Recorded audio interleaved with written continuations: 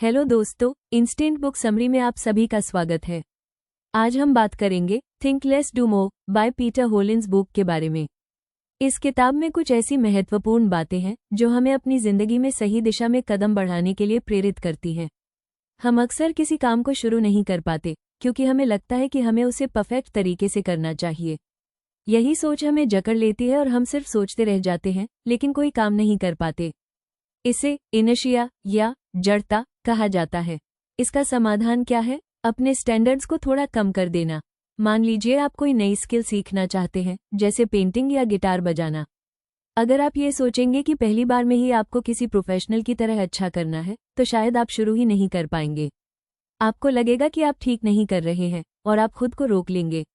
लेकिन अगर आप अपने स्टैंडर्ड्स को कम कर दें और बस एक साधारण डूडल या एक सिंपल धुन बजाने की कोशिश करें, तो आप शुरुआत कर पाएंगे।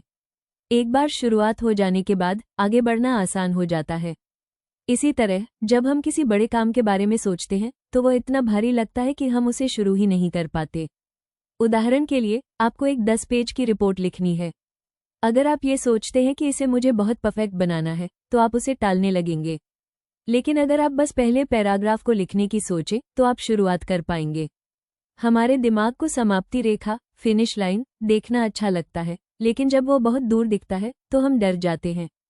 इसका समाधान यह है कि पहले कदम को आसान बना दें। आप जब एक्सरसाइज शुरू करने का सोचते हैं तो यह न सोचें कि आपको रोज 1 घंटे वर्कआउट करना है, बस सोचें कि 5 मिनट स्ट्रेचिंग करेंगे। जब आप स्ट्रेचिंग कर लेंगे तो शायद आपको लगेगा कि कुछ और कर लिया जाए। पूर्णतावाद, परफेक्शनिज्म कभी कभी प्रगति का सबसे बड़ा दुश्मन बन जाता है।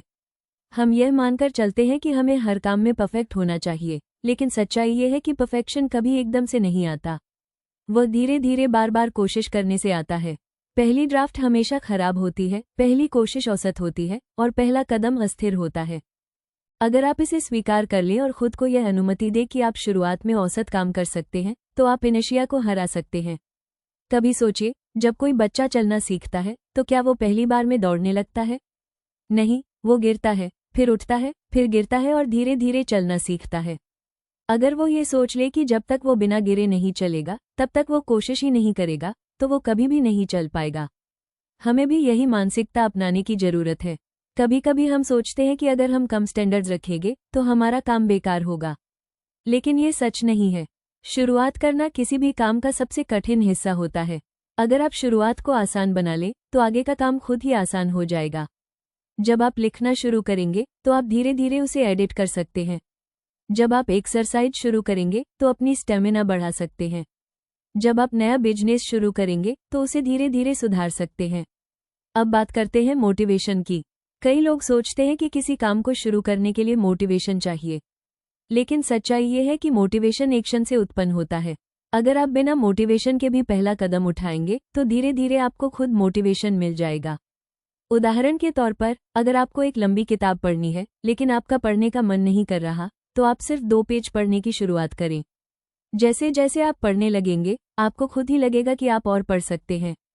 यही प्रिंसिपल किसी भी काम पर लागू होता है, चाहे वह एक्सरसाइज हो, पढ़ाई हो, काम हो या नया स्किल सीखना हो। अक्सर हम सोचते हैं कि हमें पहले रिस्क नहीं लेना चाहिए, लेकिन रिस्क न लेने से हम अवसरों से दूर रहते हैं। रिस्क सिर्फ खतरा नहीं होता, बल्कि यह विकास का एक मौका भी हो सकता है। जैसे अगर कोई बच्चा साइकिल चलाना सीखने के लिए गिरने का रिस्क उठाता है, तो वह एक दिन बिना गिरे साइकिल चला सकता है। रिस्क लेने का मतलब यह नहीं है कि आप बिना सोचे समझे कोई बड़ा कदम उठा ले। इसका मतलब है कि आप सोच समझकर जोखिम उठाएं। जब आप ऐसा करेंगे तो आपके फेलियर के चांसेस कम हो जाएंगे और सफलता के चांसेस बढ़ जाएंगे। आपकी सफलता का एक और बड़ा हिस्सा ये है कि आपको ये पता होना चाहिए कि दिन भर में आपको कौन से काम करने हैं। जिसका प्रभावी तरीका है टू डू लिस्ट बनाना। इसमें आप उन कामों को शामिल करेंगे जिनको आप दिन भर में पूरा करना चाहते हैं, जिससे आप समय का सही उपयोग कर पाएंगे। साथ ही अनावश्यक कामों में अपना समय वेस्ट करने से बचेंगे।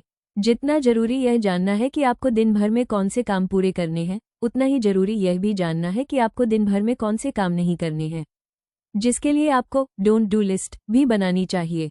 यह वो लिस्ट है जिसमें आप उन कामों को नोट करते हैं जो आपका ध्यान भटकाते हैं, जैसे सुबह सुबह सोशल मीडिया चेक करना, बार बार ईमेल चेक करना या अनावश्यक मीटिंग्स में समय बिताना। अगर आप ये पहचान सकें कि आपके समय को कौन सी चीजें बर्बाद कर रही हैं, तो आप अपने दिन को और ज़्यादा प्रोडक्टिव बना सकते हैं। आप अपनी डोंट डू लिस्ट को समय समय पर अपडेट कर सकते हैं, जो आपके फोकस और उत्पादकता को बढ़ाएगा। सही कामों पर ध्यान केंद्रित करना उतना ही जरूरी है जितना कि यह तय करना कि कौन से काम आपको नहीं करने हैं। आखिरकार, अपने दिन को बेहतर और ज़्यादा प्रोडक्टिव बनाने के लिए डोंट डू लिस्ट एक सरल और प्रभावी तरीका है। जब आप इसे फॉलो करेंगे तो आप देखेंगे कि आपकी कार्यक्षमता, फोकस और खुशहाली बढ़ने लगेगी। हम सभी की जिंदगी में रोजाना कई तरह के काम होते हैं, जिनमें कुछ जरूरी तो कुछ थोड़ा कम जरूरी। लेकिन बहुत बार हम उन्हीं कामों में उलझे रह जाते हैं जिनका हमारी जिंदगी के असली मकसदों से कोई खास लेना देना नहीं होता। असली दिक्कत तब आती है जब हम अपनी प्राथमिकताएं यानी प्रायोरिटीज तय नहीं कर पाते। यहीं पर एक स्मार्ट सिस्टम की जरूरत होती है, और वो है बना लिस्ट। क्या होती है बना लिस्ट? बना लिस्ट एक आसान लेकिन बेहद असरदार तरीका है जिससे आप अपने कामों को 2 हिस्सों में बांट सकते हैं, फ्रंट बर्नर और बैक बर्नर।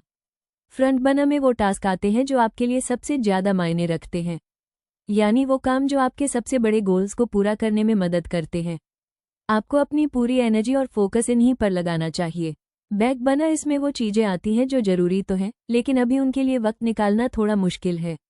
ये काम आप बाद में कर सकते हैं जब समय और संसाधन हो। सोचिए कि आप एक शेफ हैं, एक बर्तन में कुछ तेज आंच पर पक रहा है जिसे आपको लगातार देखना होगा। वहीं कुछ और बर्तन धीमी आंच पर हैं जिनकी देखरेख थोड़ी देर बाद की जा सकती है। जिंदगी में भी अगर आप इसी सिस्टम को अपनाते हैं तो आप अपनी एनर्जी को सही दिशा में फोकस कर सकते हैं। बना लिस्ट के क्या क्या फायदे हैं? इससे निर्णय लेना आसान होता है, मल्टीटास्किंग से बचाव होता है, मानसिक उलझनों में कमी आती है, सबसे जरूरी काम समय पर पूरे होते हैं। बना लिस्ट को हर हफ्ते या महीने में एक बार रिव्यू करना भी जरूरी है, क्योंकि समय के साथ आपकी प्रायोरिटीज बदलती रहती हैं। सुपरस्ट्रक्चर डिसीजन मॉडल, ओवरथिंकिंग से छुटकारा। हम रोज इतने छोटे छोटे निर्णय लेते हैं कि हमारा दिमाग थक जाता है। जैसे क्या पहनना है, क्या खाना है, किस ईमेल का पहले जवाब देना है।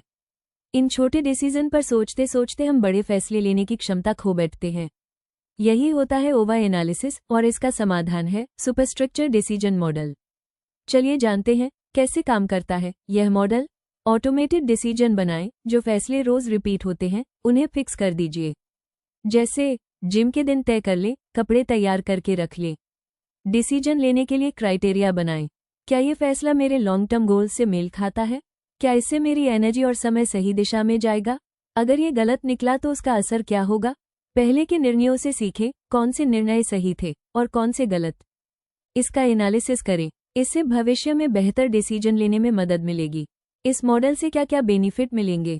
सोचने में समय की बचत होगी, निर्णय लेने में आत्मविश्वास मिलेगा, ओवरथिंकिंग से छुटकारा मिलेगा, लक्ष्य के अनुसार चुनाव करने की स्पष्टता होगी। आप चाहें तो इस मॉडल को अपनी प्रोफेशनल और पर्सनल लाइफ दोनों में लागू कर सकते हैं। इससे आप हर दिन की उलझनों से बचे रहेंगे। अल्ट्रोडियन रिदम्स, एनर्जी मैनेजमेंट का जादू। हमारी बॉडी एक नेचुरल साइकिल के अनुसार काम करती है जिसे कहा जाता है अल्ट्रोडियन रिदम्स। ये साइकिल हर 90 से 120 मिनट में हमारी एनर्जी को ऊपर नीचे करती रहती है, यानी लगातार 8 घंटे तक एक ही स्तर पर फोकस बना पाना नेचुरली मुमकिन नहीं है। कैसे करें इसका इस्तेमाल? अपने एनर्जी पैटर्न को पहचानें, दिन के कौन से घंटे आपके सबसे प्रोडक्टिव होते हैं। जब आप ये जान जाते हैं तो उसी समय सबसे कठिन और फोकस डिमांडिंग काम करें। लो एनर्जी टाइम के लिए हल्के काम रखें, जैसे ईमेल्स, कॉल्स, मीटिंग्स या प्लानिंग। हर 1.5-2 घंटे में छोटा ब्रेक लें, कुछ मिनट चलें, आंखें बंद करें या पानी पिए, इससे माइंड रिफ्रेश होता है। इसके क्या फायदे हैं? बर्न आउट से बच सकते हैं, कम समय में ज्यादा काम कर पाएंगे, शरीर और दिमाग दोनों का सम्मान मिलेगा, प्रोडक्टिविटी में जबरदस्त इजाफा होगा। ये सिर्फ टाइम मैनेजमेंट नहीं बल्कि एनर्जी मैनेजमेंट है। जब आप अपने शरीर की रिदम के अनुसार काम करते हैं तो कम प्रयास में ज्यादा रिजल्ट हासिल करते हैं। स्मार्ट काम का फॉर्मूला। अब सोचिए, अगर आप बना लिस्ट से जरूरी कामों को प्राथमिकता दें, सुपरस्ट्रक्चर डिसीजन मॉडल से तेजी से सोचें और निर्णय लें, और अल्ट्रोडियन रिदम से अपने शरीर की एनर्जी को मैनेज करें, जिससे आपकी प्रोडक्टिविटी, मेंटल क्लैरिटी और सक्सेस तीनों में जबरदस्त ग्रोथ आएगी। तो अगली बार जब आप उलझन में हो तो इन 3 पावरफुल टूल्स को याद रखें। ये छोटे लेकिन असरदार बदलाव आपकी लाइफ को एक नए स्तर पर ले जाएंगे। अगर आपको ये बुक समरी अच्छी लगी हो तो लाइक करें और इसे जरूर शेयर करें, और बताएं कि आप इनमें से कौन सी स्ट्रेटजी सबसे पहले अपनाना चाहेंगे।